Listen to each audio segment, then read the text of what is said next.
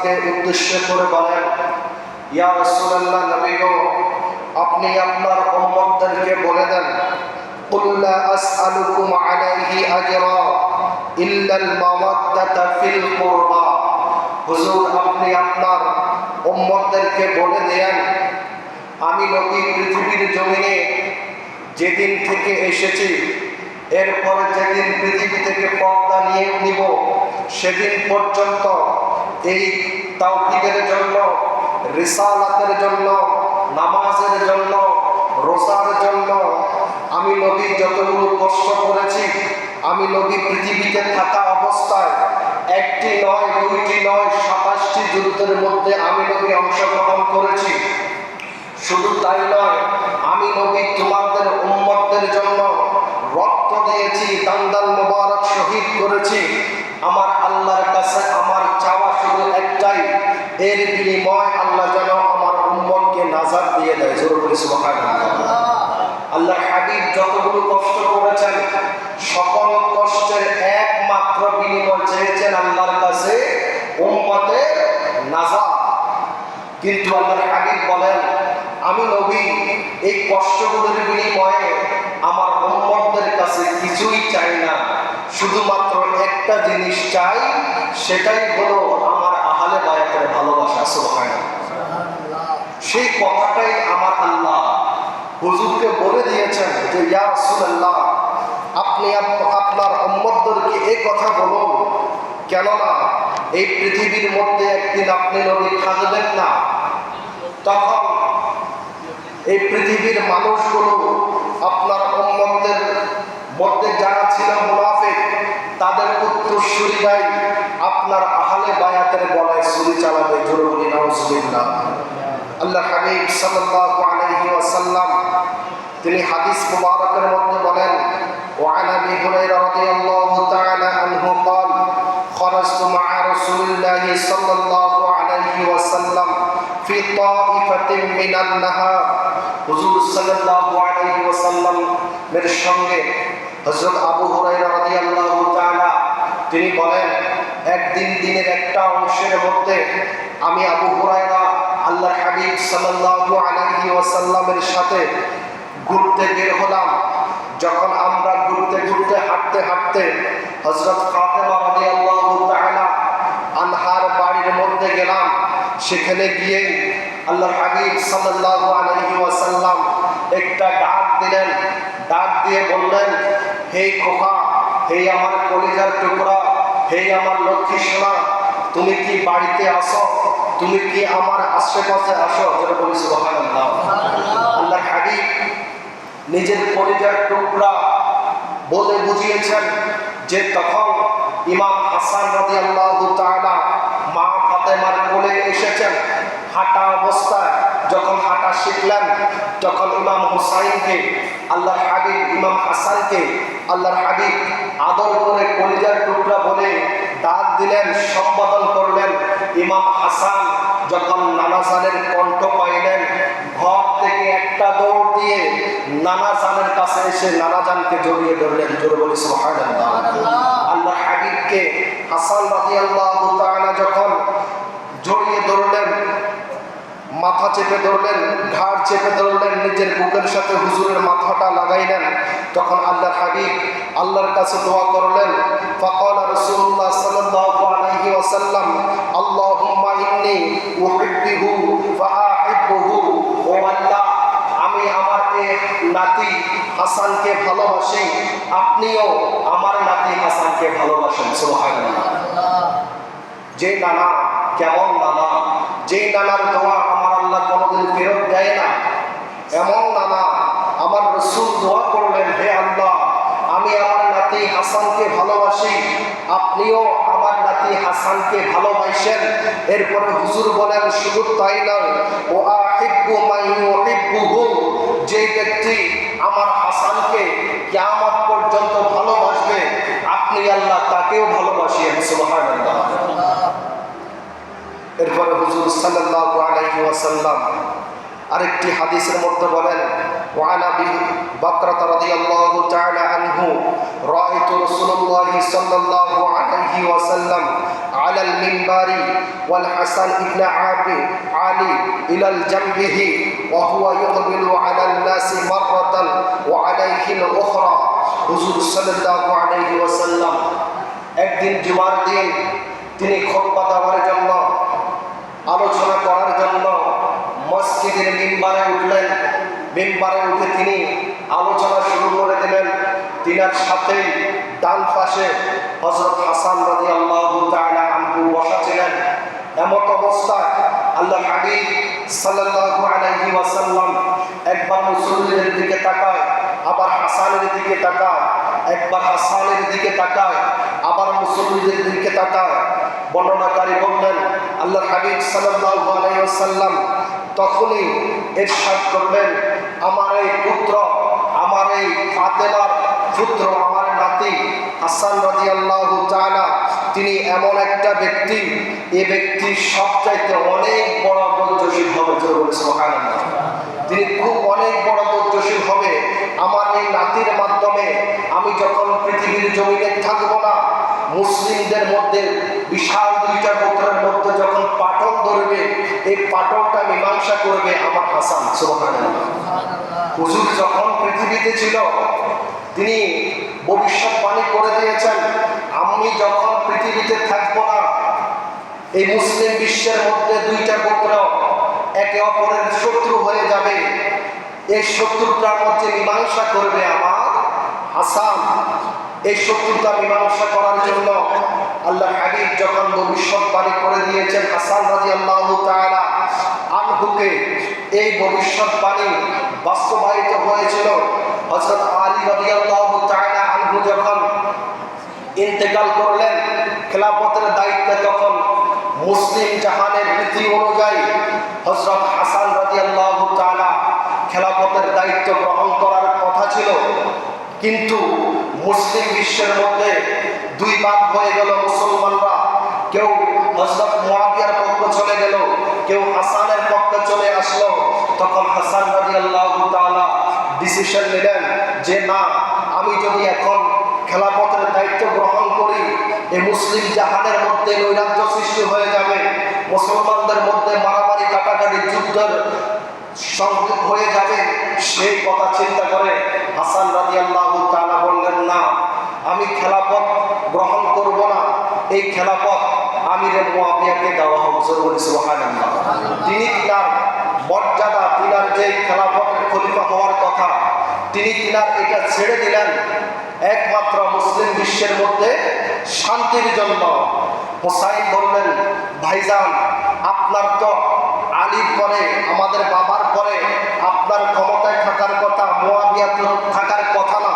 তখন হাসান বললেন, না, আমি যদি এখন ক্ষমতা গ্রহণ করি তাহলে মুসলিম বিশ্বে এখন আর ঠিক থাকবে না, সুতরাং মুয়াবিয়াকে ক্ষমতা দেওয়া হোক। আল্লাহ হাবিব সাল্লাল্লাহু আলাইহি ওয়াসাল্লাম যখন পৃথিবীতে ছিলেন, এই ঘটনাকেই ইঙ্গিত করে তিনি বলেছেন, আমার এই নাতির মাধ্যমে মুসলিম বিশ্বের দুইটা গোত্রের মধ্যে একসময় সংযত হবে। সুবহানাল্লাহ। এরপরে হুজুর করিম সাল্লাল্লাহু আলাইহি ওয়াসাল্লাম তিনি বলেন, ওয়ান জুমাই ইবনে উমাইর قالت فاطمة عن جميل بن عمير قال دخلت مع عمتي على عائشة فسألت أي الناس كان أحب إلى رسول الله صلى الله عليه وسلم। হযরত জুমাই ইবনে উমাইর রাদিয়াল্লাহু তাআলা বলেন, একদিন আমি আমার খালা উনার সাথে হযরত আয়েশা রাদিয়াল্লাহু তাআলা আনহার হুজরার মধ্যে প্রবেশ করলাম। প্রবেশ করার পরে আমি উম্মুল মুমিনিন আয়েশাকে প্রশ্ন করলাম, আপনি একটু বলেন, ও উম্মুল মুমিনিন, আপনি একটু বলে দেন আল্লাহর হাবিবের কাছে পৃথিবীর মধ্যে সবচেয়ে প্রিয় ব্যক্তি ছিল কে? সুবহানাল্লাহ। তখন আয়েশা বললেন, ফাতেমা। এই পৃথিবীর মধ্যে আল্লাহর হাবিবের কাছে সবচেয়ে প্রিয় ব্যক্তির নাম হলো ফাতেমা। এরপরে তিনি আবার প্রশ্ন করলেন, ফাকিলা মিনার রিজালি, তিনি আবার প্রশ্ন করলেন আয়েশা রাদিয়াল্লাহু তাআলা আনহাকে। তিনাকে বললেন, এরপরে পুরুষদের মধ্যে আল্লাহর হাবিবের কাছে সবচেয়ে প্রিয় ব্যক্তি কে ছিলেন? উত্তরে আয়েশা রাদিয়াল্লাহু তাআলা বলেছিলেন, ক্বালাত ওয়া যাওজাহা।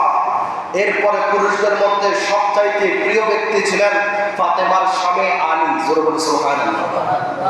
তাহলে আল্লাহর হাবিবের কাছে সবচাইতে প্রিয় ব্যক্তি হলেন ফাতেমা, এবং এরপরে পুরুষদের মধ্যে প্রিয় ব্যক্তি ছিলেন আলী। জোরে বলি সুবহানাল্লাহ। আহলে বায়তের দুইজন সদস্য আল্লাহর হাবিবের কাছে সবচাইতে প্রিয় ছিলেন। এরপরে হাদিস মুবারকের মধ্যে হুজুর বলেন, ওয়ান উসামা ইবনে যায়েদ ক্বালা তারাকতুন নবী সাল্লাল্লাহু আলাইহি ওয়াসাল্লাম জাতা লাইলাতিন ফি বা'দিল হাজাতি ফাখরাজা নবী সাল্লাল্লাহু আলাইহি ওয়াসাল্লাম। হযরত উসামা ইবনে যায়েদ বলেন, আমি কোন একদিন হুজুর করিম সাল্লাল্লাহু আলাইহি ওয়াসাল্লামের কাছে গিয়েছিলাম রাতের বেলা। কোন একটা দরকারে যখন হুজুরের কাছে গেলাম, হুজুরের সাথে কথাবার্তা হলো, আমার দরকার শেষ হয়ে গেল। তখন আমি দেখতে পেলাম হুজুরের দুই রান মোবারকের উপরে কে যেন বসে রয়েছে। হুজুর সাল্লাল্লাহু আলাইহি ওয়াসাল্লাম এগুলাকে কম্বল মোবারক দিয়ে ঢেকে রেখেছিলেন। তখন আমার যখন কাজ শেষ হলো, আমি কাজ সেরে আসার সময় হুজুরকে প্রশ্ন করলাম, ইয়া রাসূলুল্লাহ, আপনার কম্বলের নিচে আপনি কি রেখেছেন? তখন হুজুর কম্বলটা সরিয়ে দিলেন। সুবহানাল্লাহ বলেন। আমি প্রশ্ন করলাম যে আপনার কম্বলের নিচে হাঁটুর মধ্যে কি রয়েছে? হুজুর কম্বলটা সরিয়ে দিয়ে আমাকে দেখালেন। আমি দেখতে পেলাম এক হাঁটুর মধ্যে হযরত হাসান, অপর হাঁটুর মধ্যে হযরত হুসাইন। সুবহানাল্লাহ।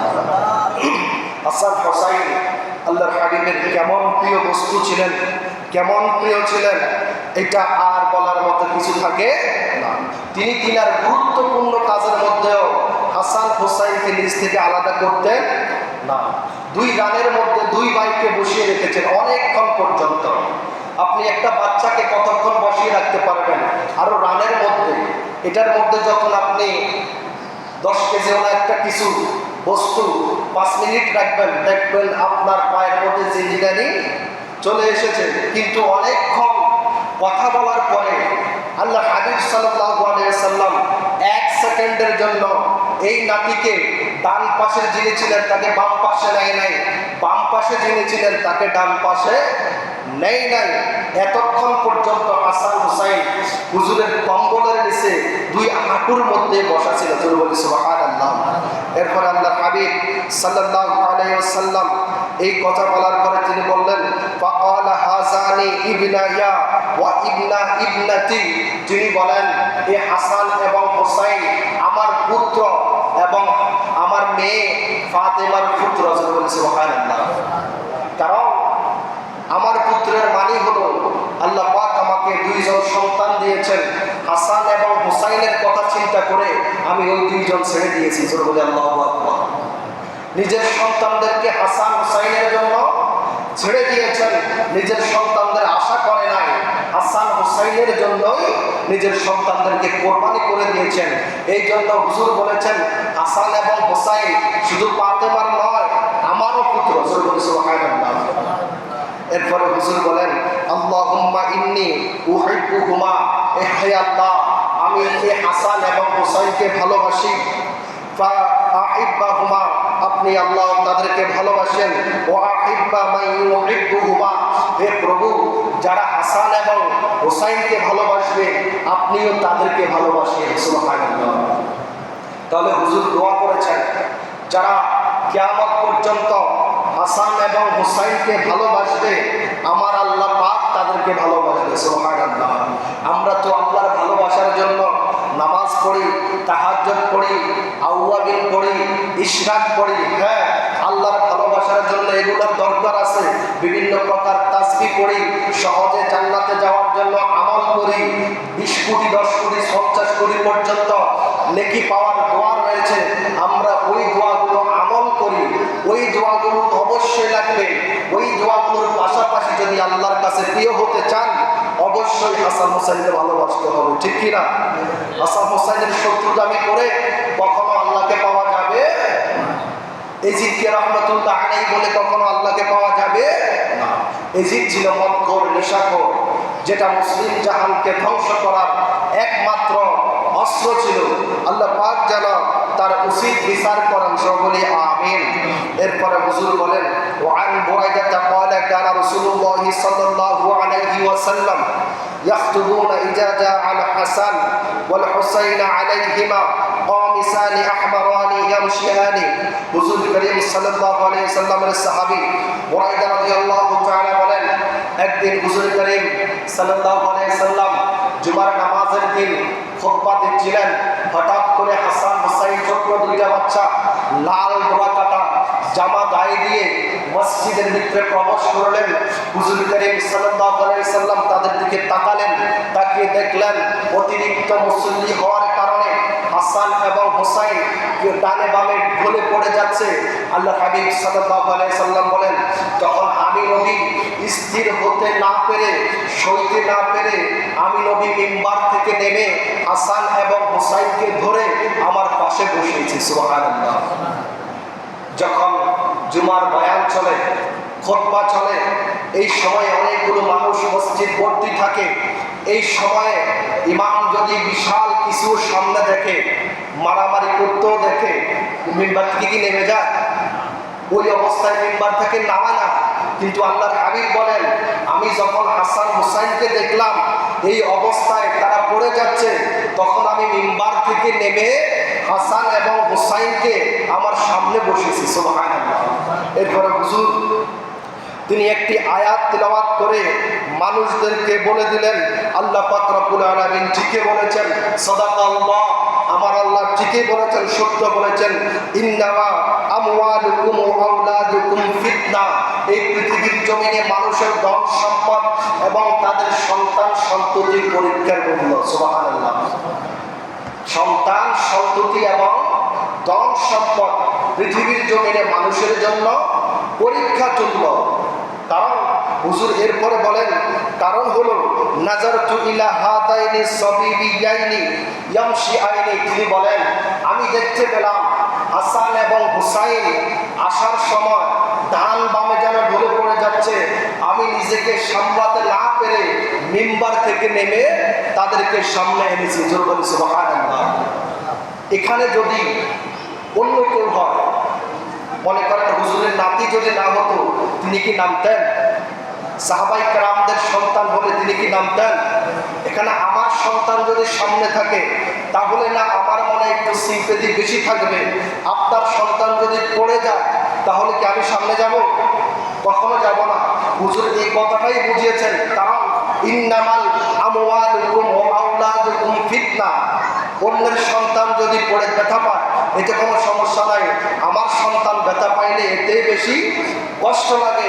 সুতরাং এই জন্য আমি নিজেকে স্থির রাখতে পারি নাই, হাসান এবং হুসাইনকে উঠিয়ে আমার সামনে বসিয়েছি। জোরে বলি সুবহানাল্লাহ। এরপরে হুজুর করিম সাল্লাল্লাহু আলাইহি ওয়াসাল্লাম তিনি বলেন, قال رسول الله صلى الله عليه وسلم الحسن مني وانا من حسين। হুজুর বলেন, হুসাইন রাদিয়াল্লাহু তাআলা আমার থেকে, আমি নবী হুসাইন থেকে। জোরে বলি সুবহানাল্লাহ। হুজুর বললেন হুসাইন আমার থেকে। এই কথাটা অনেক সহজে বোঝা যায়। কেন? আল্লাহর হাবিব সাল্লাল্লাহু আলাইহি সাল্লামের মেয়ে ফাতেমা, তার ছেলে হলো হুসাইন। এই কথাটা বোঝা যায় ফাতেমা হুজুর থেকে আসার কারণে ফাতেমা থেকে হুসাইন হয়েছে। কিন্তু নবী বললেন যে ওয়ানা মিন হুসাইন, আমি নবীও ওই হুসাইন থেকে। সুবহানাল্লাহ। কারণ আল্লাহর হাবিব সাল্লাল্লাহু আলাইহি ওয়াসাল্লাম এই কথা বলে আমাদেরকে ইঙ্গিত দিয়েছেন, এই পৃথিবীর জমিনে যখন কোনো সাহাবায়ে কেরাম থাকবে না, যখন আমি নবী থাকবো না, একটা সময় এই পৃথিবীর ইসলামটা ইসলামের জায়গায় থাকবে না। ইসলাম নামে মাত্র থাকবে। ইসলামের কথা, ইসলামের মূল বাণী, আল্লাহ এবং তার রাসূলের আদেশ নিষেধ, এগুলো মানুষের মুখে থাকবে, কিন্তু অন্তরে থাকবে।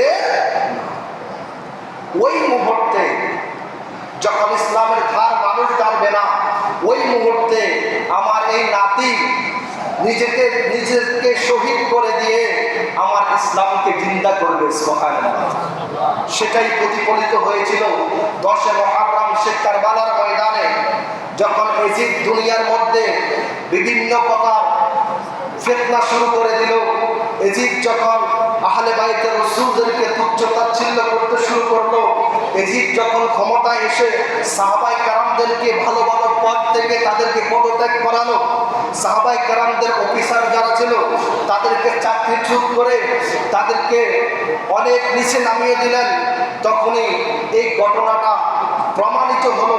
হুজুর সাল্লাল্লাহু আলাইহি সাল্লামের নাতি সেদিন কারবালার ময়দানে জীবন দিয়ে ইসলামকে নতুনভাবে আবার জীবন দিয়েছে। জোরে বলে সুবহানাল্লাহ। কেননা ইসলাম জীবন পাওয়া মানে হলো আল্লাহর হাবিব নিজে জীবন পাওয়া। সুবহানাল্লাহ। এই কারণে হুজুর বলেছেন হুসাইনু মিন্নি ওয়া আনা মিন হুসাইন। জোরে বলে সুবহানাল্লাহ। এরপরে হুজুর করিম সাল্লাল্লাহু আলাইহি সাল্লাম বলেন ওয়া আন ইবনে আব্বাস قال قال رسول الله صلى الله عليه وسلم حامل الحسن بن علي على عاتقه فقال رسول صلى الله عليه وسلم مركب راكبة يا غلام। একজন সাহাবী রাদিয়াল্লাহু তাআলা আনহুমা তিনি বলেন হুজুর করিম সাল্লাল্লাহু আলাইহি ওয়াসাল্লাম বসা ছিলেন, এমন অবস্থায় দেখলেন হুসাইন রাদিয়াল্লাহু তাআলা হুজুরের কাঁধ মোবারকের উপরে বসেছিলেন। সুবহানাল্লাহ। ওই লোকটা দেখে অবাক হলেন, তিনি বললেন হে সাওয়ারি, তুমি যে বাহনের উপরে চড়েছ এটা কতই না উত্তম বাহন। জোরে বলি সুবহানাল্লাহ। আল্লাহর হাবিব কতই না উত্তম বাহন তোমার জন্য। তখন হুজুর সাল্লাল্লাহু আলাইহি সাল্লাম বললেন বাহন শুধু উত্তম নয়, فقال النبي صلى الله عليه وسلم ونعم الراكب, যিনি আমি নবীর কাঁধের উপরে বসেছেন তিনিও উত্তম। সুবহানাল্লাহ। হুসাইনও কম দামি নয়, হুসাইনের মর্যাদাও কম থেকে কম নয়, হুসাইনের মর্যাদাও অনেক বেশি। সুবহানাল্লাহ। এটা বলেছেন আল্লাহর হাবিব সাল্লাল্লাহু আলাইহি ওয়াসাল্লাম। তাহলে এবার চিন্তা করেন যে বস্তুটা যে হুসাইন হুজুরের কলিজার টুকরা ছিলেন, হুজুরের কাঁধ মোবারকের উপরে উঠে বসে থাকতেন, ওই হুসাইনকে যারা কারবালার ময়দানে শহীদ করেছে এরা কি কখনো হুজুরের প্রকৃত উম্মত হতে পারে? তারা কখনো মুসলমান হতে পারে না। আল্লাহ পাক যেন এইসব কথা শোনা থেকে, এইসব কথা বলা থেকে আমাদেরকে বিরত রাখে। সবাই বলি আমিন। এরপরে হুজুর আকরাম সাল্লাল্লাহু আলাইহি সাল্লাম তিনি বললেন আহিব্বুল্লাহু লিমা ইয়াহযুকুম মিন নি'মাতিন, তোমরা পৃথিবীর জমিনে আমার আল্লাহকে ভালোবাসবে এই জন্য যে আমার আল্লাহ তোমাদেরকে খাদ্য দেয়। সুবহানাল্লাহ। আমার আল্লাহ তোমাদেরকে পানি দেয়, আমার আল্লাহ তোমাদেরকে ঘুম পাড়ায়, আমার আল্লাহ তোমাদেরকে ঘুম থেকে জাগ্রত করে, এই জন্য তোমরা আমার আল্লাহকে ভালোবাসবে। ওয়াহিব্বুনি লিহুব্বিল্লাহ, এবং তোমরা আমি নবীকে ভালোবাসবে আল্লাহর ভালোবাসার জন্য। সুবহানাল্লাহ। নবীকে ভালোবাসি আমরা কার জন্য? একটু জোরে কথা বলেন। নবীকে ভালোবাসি কার জন্য? আল্লাহর ভালোবাসার জন্য। হুজুর বলেন আমি নবীকে তোমরা ভালোবাসবে আল্লাহর ভালোবাসার জন্য। প্রকৃতপক্ষে আমরা যারা এখনো সুন্নি আকীদায় বিশ্বাসী, আমরা রসুলকে রসুল রসুল বলে রসুলের প্রেমের আলোচনা করে একমাত্র কারণ এই রসুলকেই ভালোবাসলেই আল্লাহর ভালোবাসা হয়ে যাবে। আর আল্লাহর ভালোবাসা যখন হয়ে যায় তখন কোনো মানুষ জান্নাতকে চাইতে হয় না, ওই জান্নাত তাকে চাইবে। সুবহানাল্লাহ। সুতরাং আল্লাহর হাবিবকে ভালোবাসার উদ্দেশ্য একটাই, সেটা হলো আল্লাহর ভালোবাসা, ঠিক কিনা? এরপরে হুজুর সাল্লাল্লাহু আলাইহি সাল্লাম বলেন আমি নবীকে ভালোবাসার পরে ওয়াহিব্বু আহলে বাইতি লিহুব্বি, আমার আহলে বাইতকে তোমরা কি জন্য ভালোবাসবে?